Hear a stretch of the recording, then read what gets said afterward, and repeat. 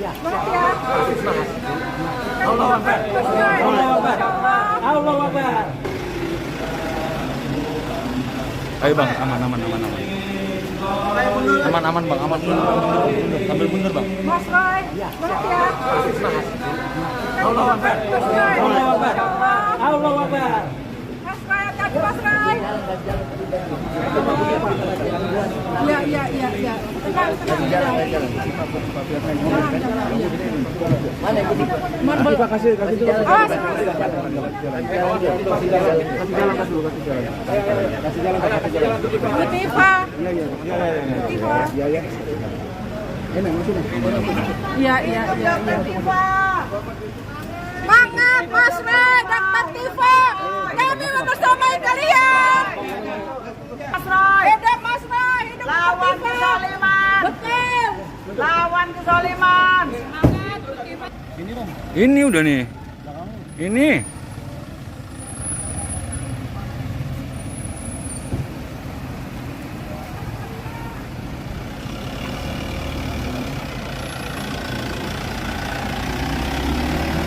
Cuy, mundur cuy. Ah.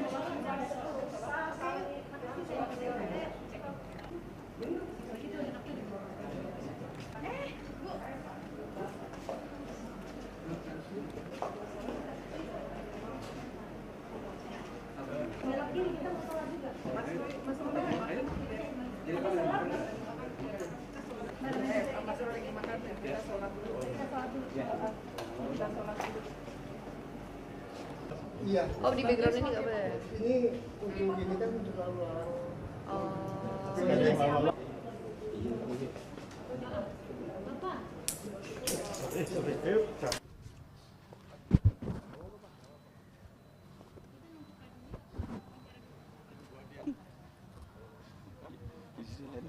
Mau pulang ya?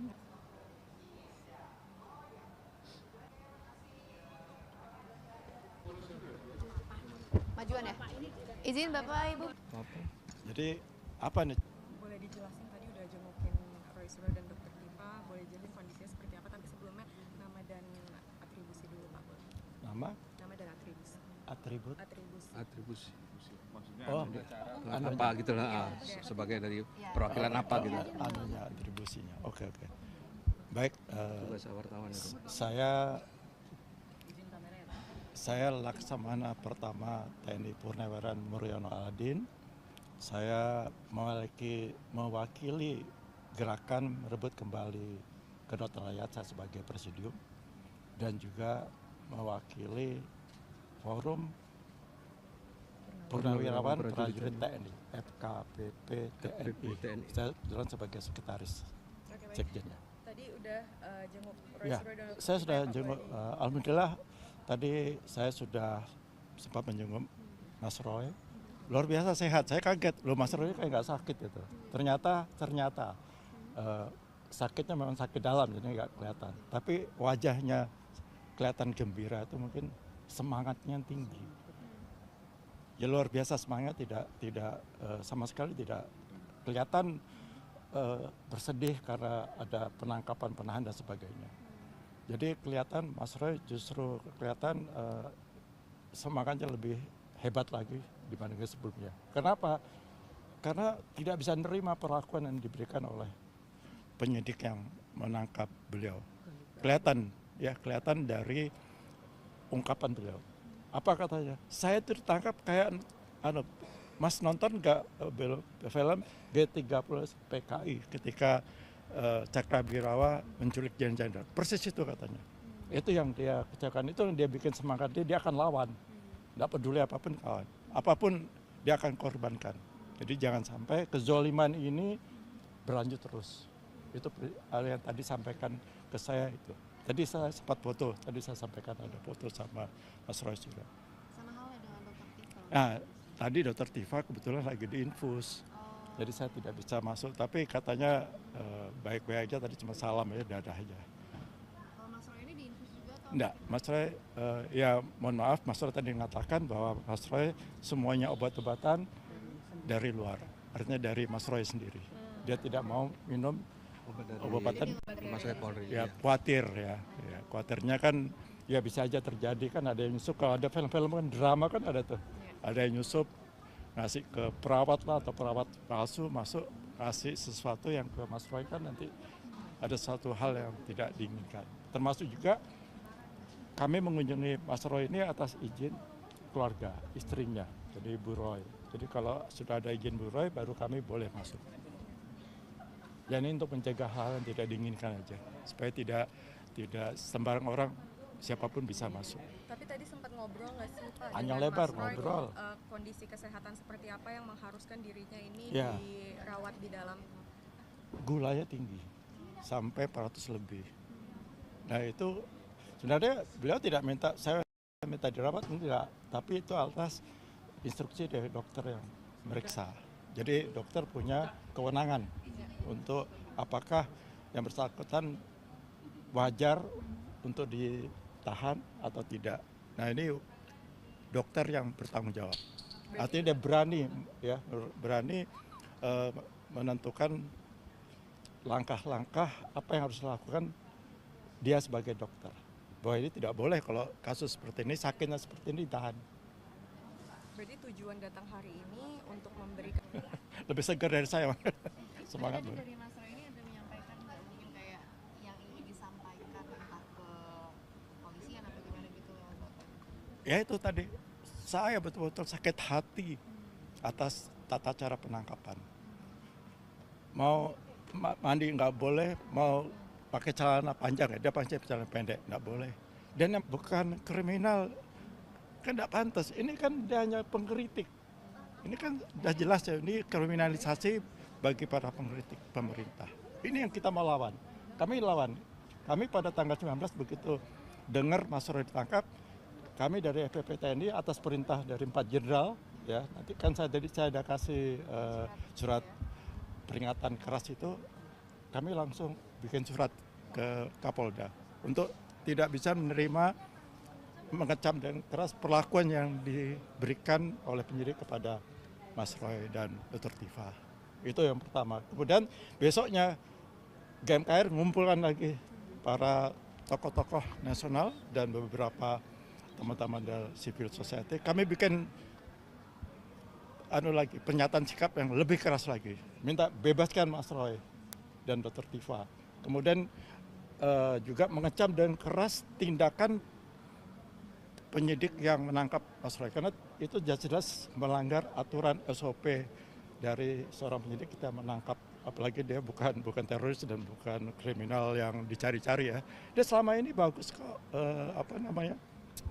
wajib lapornya. Dia tidak mungkin pernah ada yang dilanggar waktunya. Tidak pernah ada yang dilanggar waktunya. Dia udah langgar dan dia tidak mungkin melarikan diri. Dan juga tidak akan menghilangkan barang bukti. Dia pasti jelas. Selama ini kan selalu patuh pada aturan wajib lapor. Itu tadi yang Mas Roy katakan. Jadi betul-betul tersinggung berat. Ya, tersinggung berat. Sebagai tokoh yang hanya ngeritik-ngeritik. Nah ini soal ijazah itu palsu pasti. Mas Roy yang katakan belum 9,99% palsu. Kenapa bukan ijazahnya yang disuruh buktikan?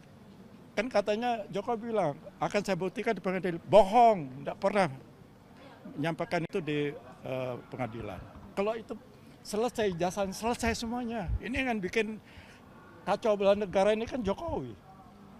Masa ijazah. Dan ingat kemarin pada waktu kami di pertemuan di GMKR, ada konferensi pers, kami tetap nyatakan jangan lupa loh, jangan sampai kasus Mas Roy ini terus kasus ijazahnya Jokowi dilupakan. Jadi kami tetap tegaskan di poin ketiga kalau nggak salah. Tetap tangkap, adili Jokowi, dan majukan Gibran. Tetap jadi kami punya tujuan. Itu GMKR tadi atas perintah Pak Jenderal ya, Pak? Enggak, GMKR lain lagi. Tadi yang Pak Jenderal itu EPP TNI. Itu yang tanda tangan EPP TNI itu ada Jenderal Purnawirawan TNI Fahru Roji, Jenderal Purnawirawan TNI. Tiasno Sudarto, Marsikal TNI Purnawirawan Hanafi Asnad, dan Laksamana TNI Purnawirawan Slamet Subianto. 4 bintang semuanya. Satu lagi. Enggak, Tejo. 4. Bayangkan 4 bintang turun tangan untuk bela Mas Roy. Karena udah kurang ajar.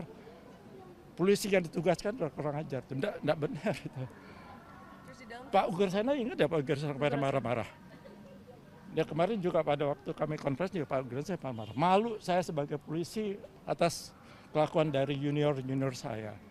Karena jelas-jelas melanggar SOP cara penangkapan.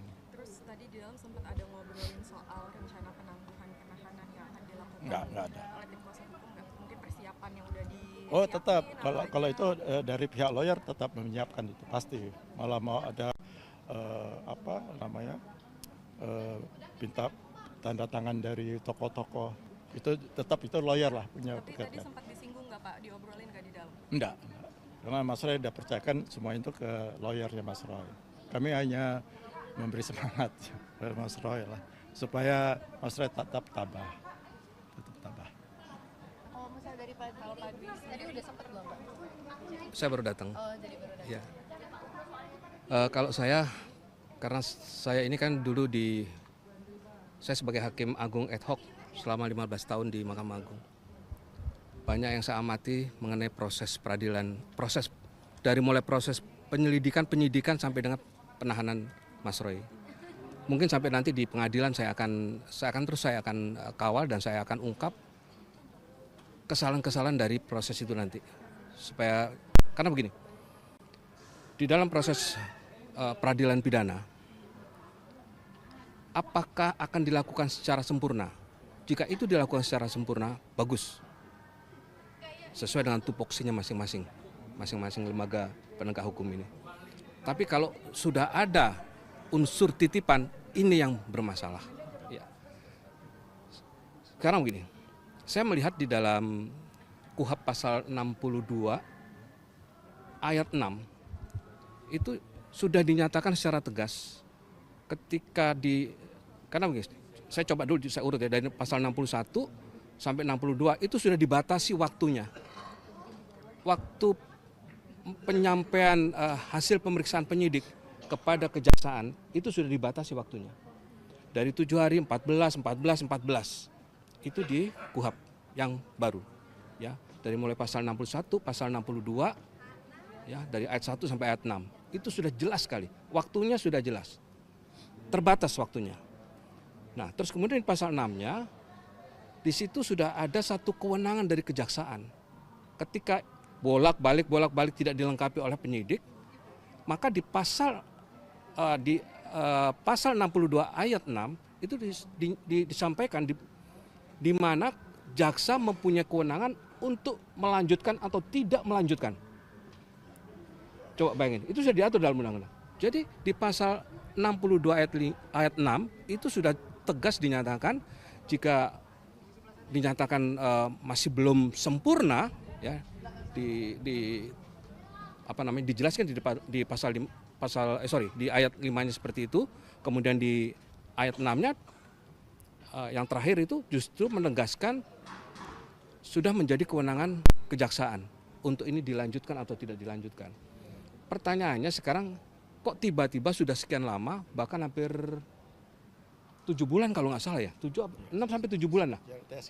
Ya, proses untuk mencapai P21 ini ya dinyatakan lengkap ini. Kan dari P19 bolak-balik gitu ya. Ini nggak bisa sudah. Karena di KUHP itu waktunya sangat terbatas. Nggak bisa itu main-main lagi. Baik itu penyidik maupun kejaksaan seharusnya sudah mengambil sikap tegas di sini. Aturannya sudah jelas kok. Nah, inilah yang harus disikapi oleh nanti PH-nya Mas Roy ya. kalau saya kebetulan kan di legal advisor-nya FPP TNI.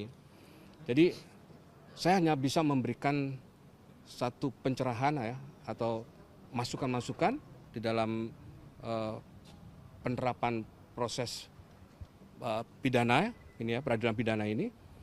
Ya itu selanjutnya nanti terserah pada PH-nya. Gitu.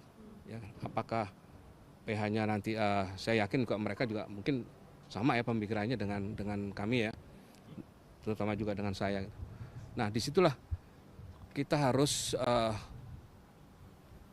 cerdik melihat di mana proses peradilan pidana ini harus benar-benar kita ikuti, karena jangan sampai ada penyimpangan-penyimpangan, gitu ya. Terutama adanya titipan. Kalau ada titipan tuh sulit sudah, ya kalau ada titipan tuh udah sulit. Karena gini, saya tahu persis.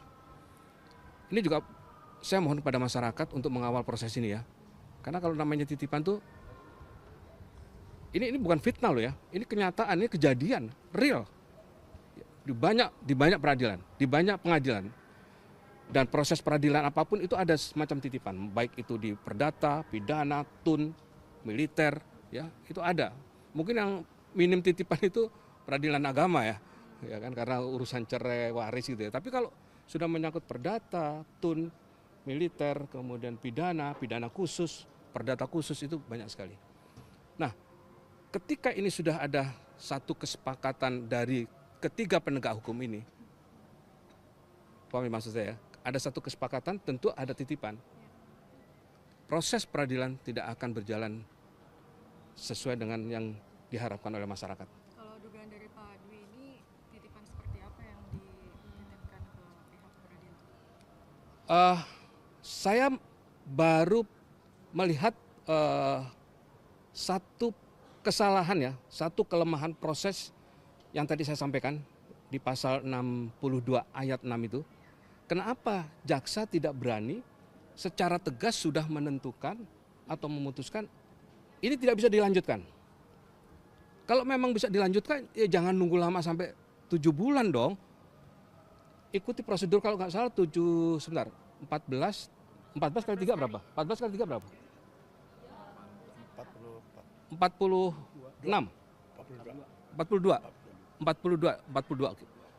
ditambah 7. Ya di 61 itu ada 7, 14. Berarti total berapa? Total 49.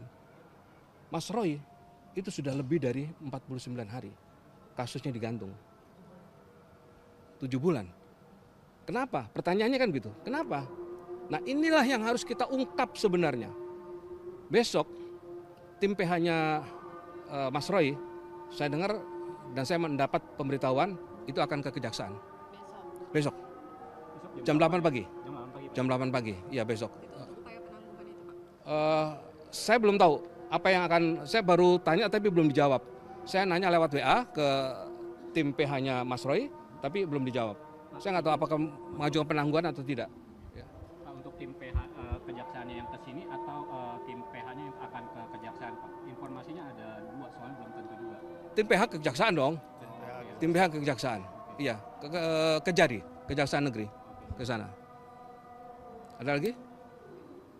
Silakan. Saya hanya satu minta kepada masyarakat Indonesia. Ini kasus ijazah palsu sudah dimulai sejak kasusnya Bambang Tri dan Gus Nur, ya. Kemudian berlanjut ke Mas Roy CS.